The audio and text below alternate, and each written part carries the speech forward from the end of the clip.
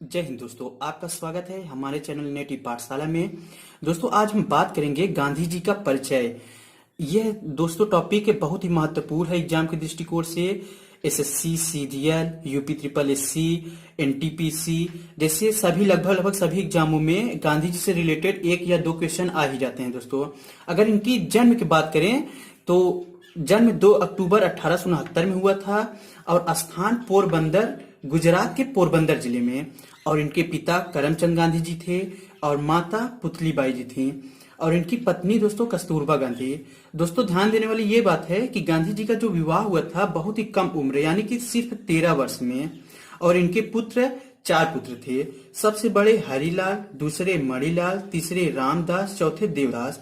और इनके दादाजी जो थे उनका नाम उत्तम चंद्र गांधी था। दोस्तों अगर इनके प्रिय भजन को देखें तो प्रिय भजन को लेकर दोस्तों अक्सर एग्जाम में आता ही रहता है।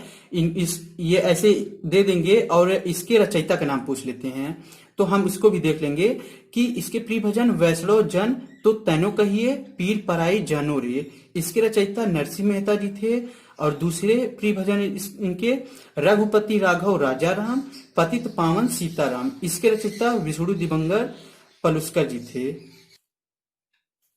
आगे हम बात करेंगे दोस्तों उपाधियों के बारे में। महात्मा गांधी जी की उपाधियां कौन दिया। दोस्तों अगर इसको एग्जाम के पॉइंट ऑफ व्यू से देखें तो यह 100+10% आता ही आता है।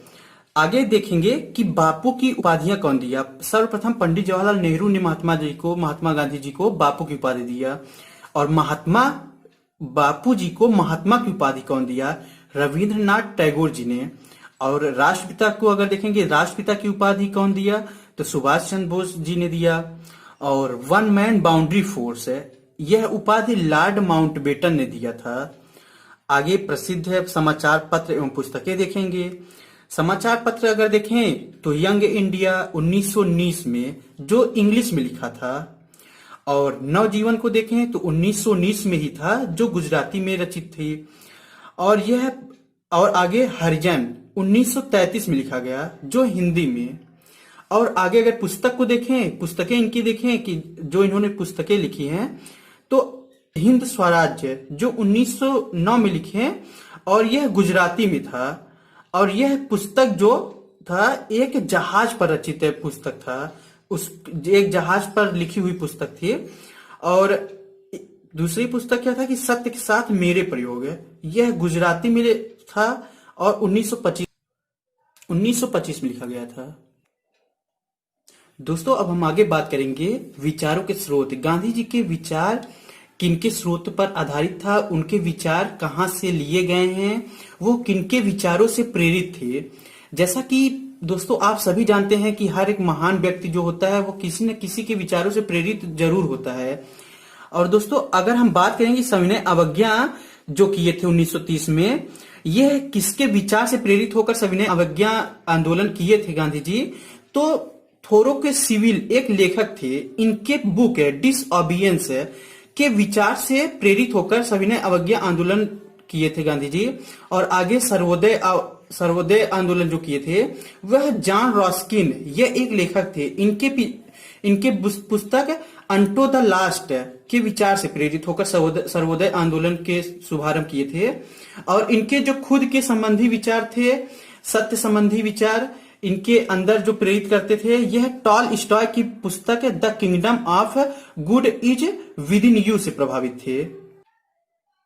Sorry friend, the kingdom of God is with in you से प्रभावित थे। आगे हम अगर इनके शिक्षा को देखें तो दोस्तों ये पहले 1889 से 1891 तक ब्रिटेन में रहे और इंग्लैंड से वकालत की और 1891 में भारत लौट आए। और फिर आगे 1892 में अगर देखें तो एक मुस्लिम व्यापारी के आग्रह करने पर वह 1893 में दक्षिण अफ्रीका चले गए और 1915 में भारत लौट आए। और आगे दक्षिण अफ्रीका में देखा कि किस प्रकार ब्रिटिश शासन के सामने गोरे काले का भेद शुरू हो गया है, यानी कि वहां पे गोरे काले में भेद इतनी चरम सीमा पे थी, उनको इतना ज्यादा सताया जा रहा था ब्रिटिश शासन के द्वारा कि वहां पे गांधी जी यह सब देखकर बहुत ज्यादा हतोपद हो गए। और आगे उनके साथ एक घटना भी हुई जिसको ट्रेन की घटना कहा जाता है। जब उन्हें प्रथम श्रेणी में ट्रेन की यात्रा करने के दौरान जबरन उतार दिया गया। तो यह घटना डरबन से प्रिटोरिया यात्रा के बीच में एक स्टेशन जिसे मेरिन्स वर्ग पर एक ब्रिटिश अधिकारी ने उन्हें उतार दिया था दोस्तों। इसी को ट्रेन की घटना भी कहा जाता है। और यह घटना दोस्तों रेल कांड के नाम से भी प्रचलित थी। आगे देखते हैं दोस्तों, 1894 में एक संस्था दक्षिण अफ्रीका में बनाया गांधी जी, जो नटाल इंडियन कांग्रेस के नाम से था। यह संस्था दोस्तों ऐसा था जो दक्षिण अफ्रीका में भारतीयों के साथ भेदभाव किया जाता था, यानी कि काले लोगों के साथ भेदभाव किया जाता था। और अगला 1903 में एक पत्रिका द इंडियन ओपिनियन अखबार है, इसके तहत दोस्तों लोगों तक अपनी बात पहुंचाना था। अगले हम देखते हैं दोस्तों कि 1904 में एक आश्रम जो साउथ अफ्रीका में यह भी था, फिनिक्स आश्रम। इसमें दोस्तों इसका लक्ष्य क्या था कि गांधी ने इस आश्रम या फार्म की स्थापना के लिए वहां के कार्यकर्ताओं से बातचीत करके अखबार में विज्ञापन देकर डरबन से लगभग 13 मील दूर जमीन खोजी थी। यह पहले 20 एकड़ फिर 80 एकड़ जमीन खरीदी गई। वहां रहने वाले कई भारतीयों ने भी इसमें सहयोग किया। इस तरह 1904 में यह आश्रम स्थापित किया गया।